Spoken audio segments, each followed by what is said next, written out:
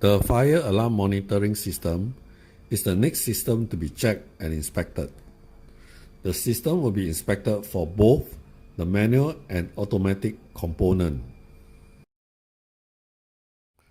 The manual alarm system consists of call points that will activate the fire alarm when the break glass on its face is broken. These call points are kept free of obstruction and should be mounted according to code requirement.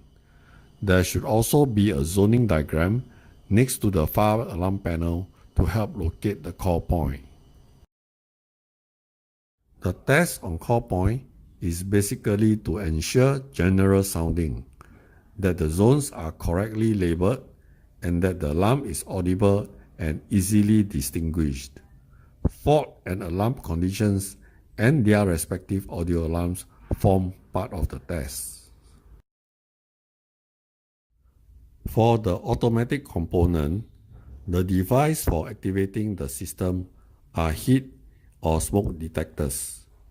The requirement for location of the detectors are specified in the code. The detectors are tested by heat induction or by smoke injection. Besides operational tests, the system is also tested on its correctness in supervision and identification of faults. For hose reel system, physical checks are taken to ensure good working conditions of the various components. The enclosure or drum is checked to ensure that they are properly labeled, kept clear of obstruction, and that correct length of hose is provided.